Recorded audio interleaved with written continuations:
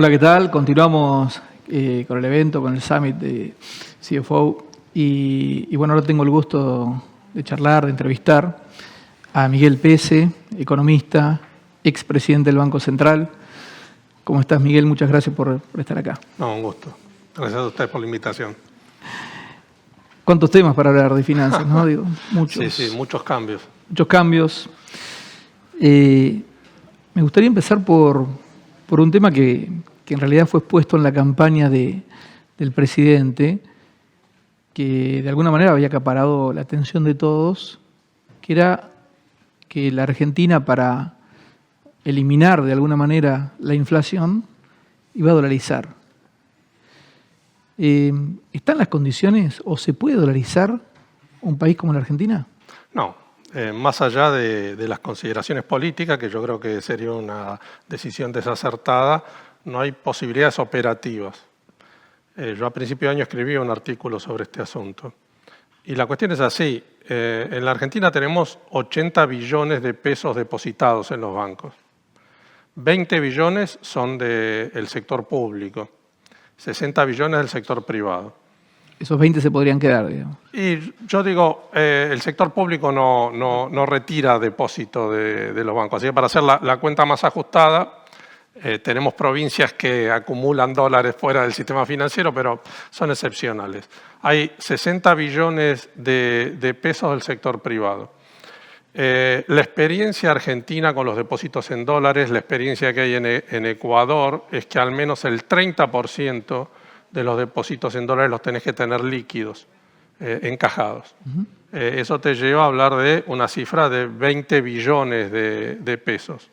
Si sumás a eso la circulación monetaria, 14 billones de pesos, estamos hablando de 34 billones de pesos, a un tipo de cambio de 1.000, estamos hablando de que necesitas 34.000 millones de pesos para poder dolarizar, y son 34.000 millones de pesos cash, los tenés que tener líquidos, porque eso es lo que te para una corrida.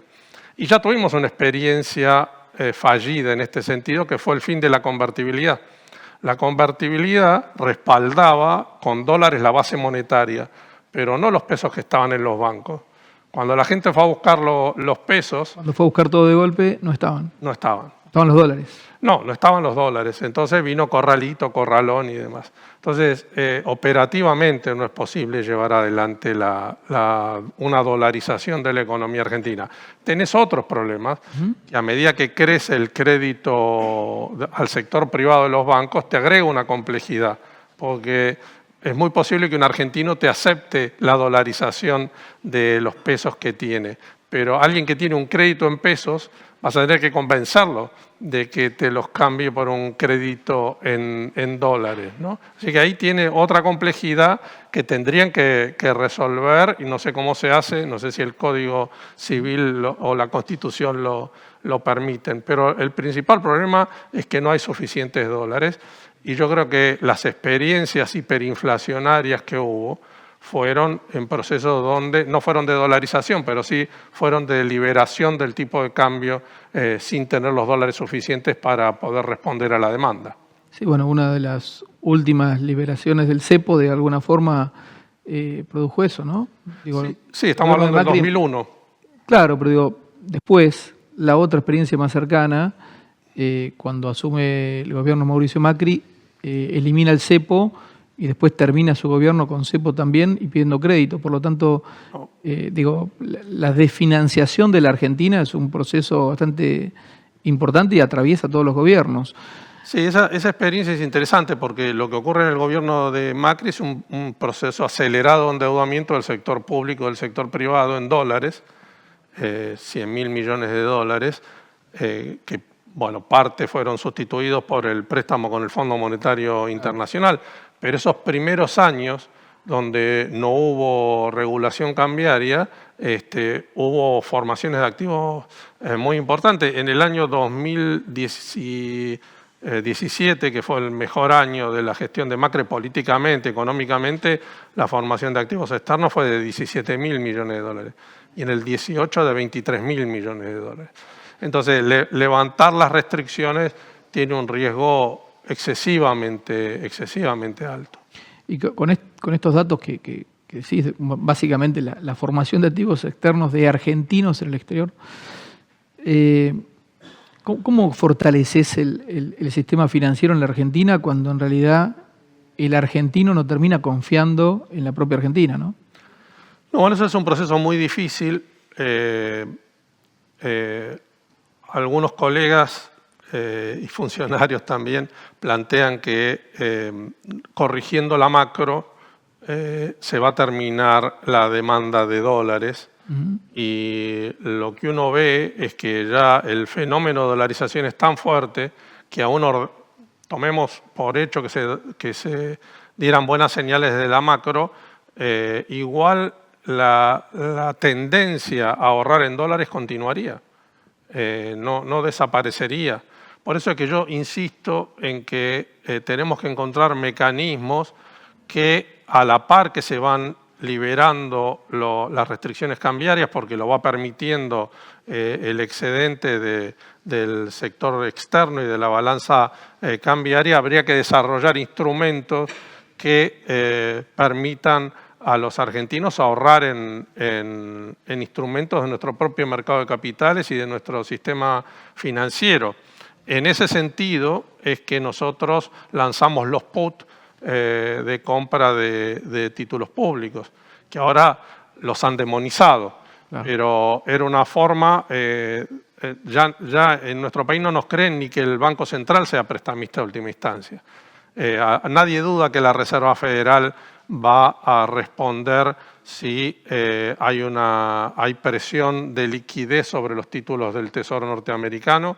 Los europeos sufrieron la crisis griega, la crisis, bueno, y casi se lleva también a España y a Italia, porque tenía una actitud conservadora en este estilo, hasta que llegó Draghi y dijo todo lo que sea necesario. Claro. Entonces, pero en la Argentina ni siquiera al central le creen eso. Nosotros veníamos interviniendo sobre la curva de títulos, demostrando que íbamos a dar la liquidez que quisieran los bancos especialmente, pero eso no era suficiente y por eso se armó el esquema de puts, que indudablemente se podía mejorar, porque los bancos no solo lo utilizaban cuando tenían exceso de liquidez, sino cuando querían saltar de un instrumento a otro.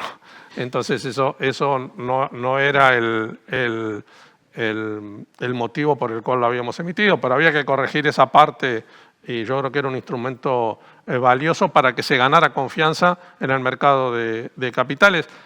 Y vos fíjate que todos los países que tienen mercado de capitales desarrollados tienen mercados de deuda pública líquidos y profundos. Es fundamental, porque eso es lo que te permite los movimientos de corto plazo de liquidez, y no hay instrumento privado que te pueda dar la liquidez o la profundidad que tiene la deuda pública.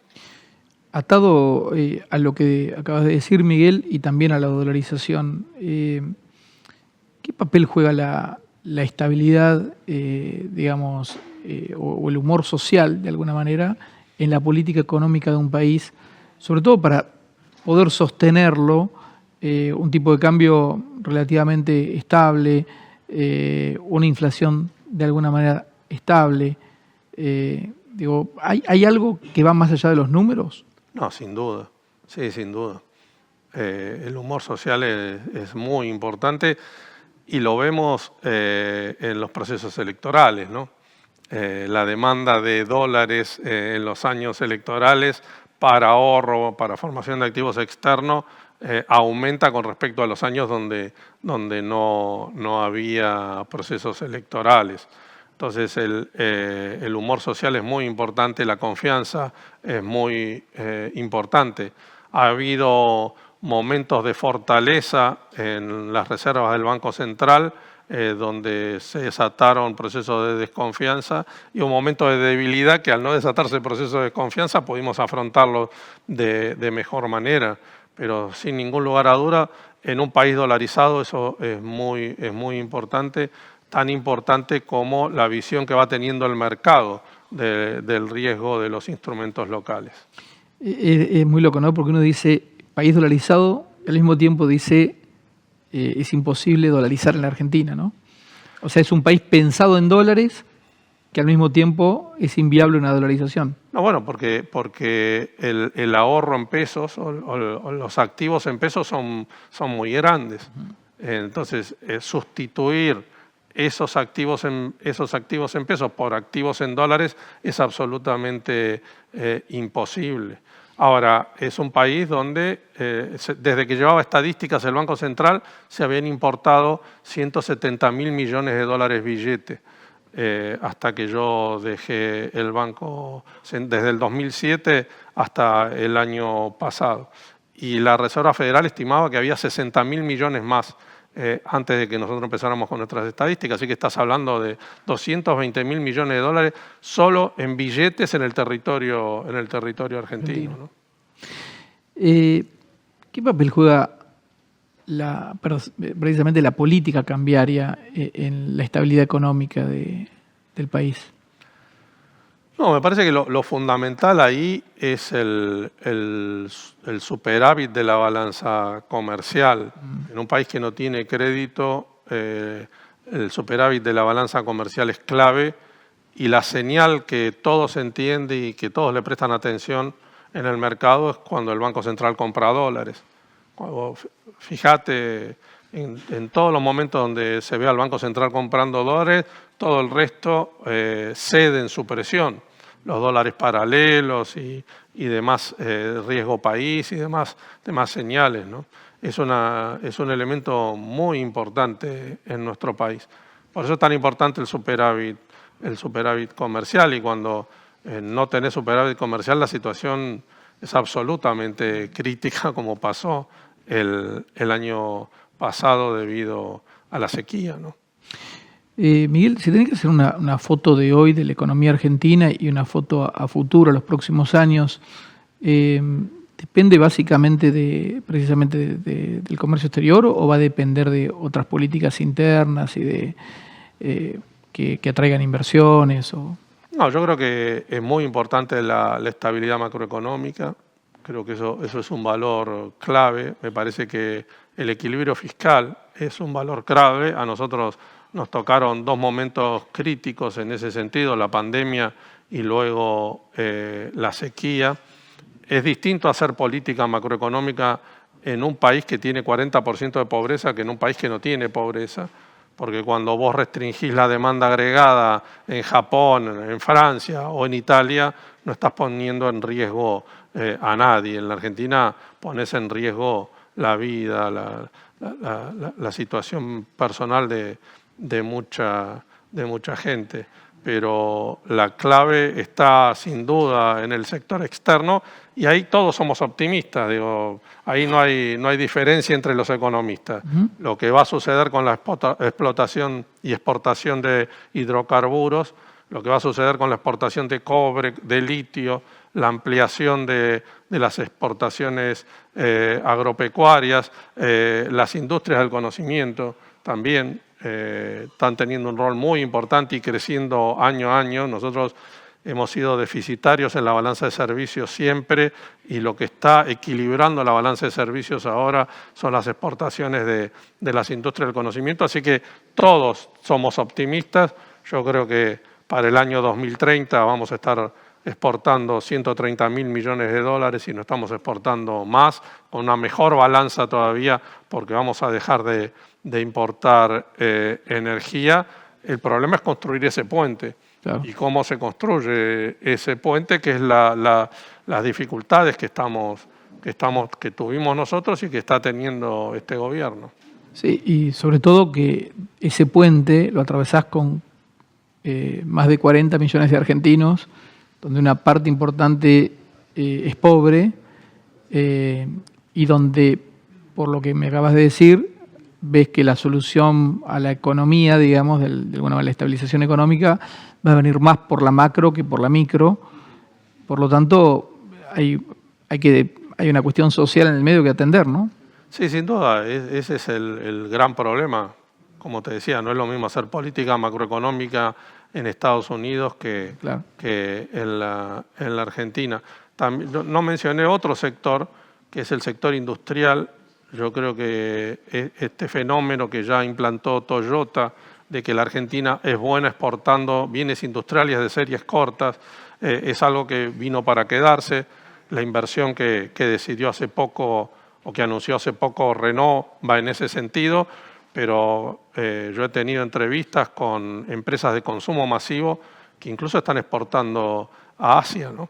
En este fenómeno de que la Argentina por ahí no puede producir el Etios eficientemente, pero sí puede producir la Hilux y exportarla, a todo el mundo. Así que todos estos componentes son los que te presentan un futuro que va a ser muy bueno y hay que atravesar esta coyuntura, ¿verdad? Esta coyuntura tan difícil. Miguel, te voy a llevar al plano más digital. ¿Cómo ves el tema de las criptomonedas, digamos, para, bueno, lo que en realidad siempre fue el sistema financiero, donde siempre una cosa es las transacciones digitales y otra cosa es una moneda diferente? Digo, ¿cómo eso de alguna manera se puede acoplar a un sistema financiero? ¿Cuáles son los riesgos? ¿Cuáles son las virtudes? No, bueno, para empezar, tienen un problema intrínseco que es la limitación de oferta, ¿no?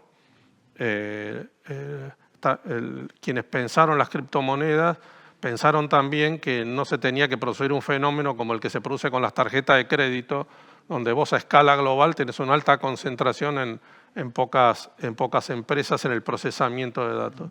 Entonces tienen límites y esto, cuando hay liquidez en los mercados, provoca la suba de los precios y maniobras especulativas que las hemos visto recurrentemente, ¿no? Creo que, insisto, habiendo mucha liquidez y falta de conocimiento de las personas, eso alimenta maniobras en el sistema de criptomonedas.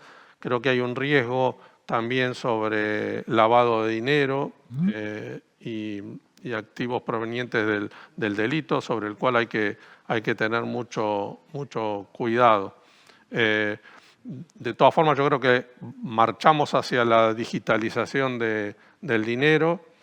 Si se perfecciona el sistema de blockchain, haciéndolo menos demandante de energía y con menos efectos sobre el medio ambiente, puede ser un mecanismo seguro para canalizar las transacciones. Hace poco la Bolsa del Rosario lanzó un token basado en soja. Creo que eso también permite, la tokenización de los activos permite que pequeños inversores puedan acceder a mercados más sofisticados. Y acá en la Argentina lo que hemos tenido es que la vanguardia tecnológica la ha tenido una empresa no bancaria, que es Mercado Libre. Ha sido disruptora, me parece, es un gran exportador de servicios de la Argentina, emplea mucha gente Mercado Libre, pero hay que tener cuidado con los riesgos sistémicos. No solo hay un problema, no solo hay un problema en la regulación del crédito. Si un gran actor en el sistema de pagos llega a tener problemas, puede desencadenar una crisis sistémica. Entonces, hay que trabajar sobre este tema. Hasta ahora, lo que se había previsto era que las billeteras electrónicas tuvieran un rol transaccional, que sobre eso han sido muy buenas. Ahora hay que ser cuidadosos con el riesgo sistémico que pueden encarnar y si encarnan un riesgo sistémico hay que aplicarle regulaciones mayores que las que tienen las billeteras, ¿no? Claro. Miguel, muchísimas gracias. Se nos termina el tiempo, lamentablemente. Nos quedaríamos hablando de mil cosas, ¿eh? Bueno. Pero bueno, muchísimas gracias por estar, por venir. Era Miguel Pese, expresidente del Banco Central, economista. Y bueno, nosotros seguimos en El Cronista, ahora en el próximo panel con la coyuntura económica nacional. Muchas gracias.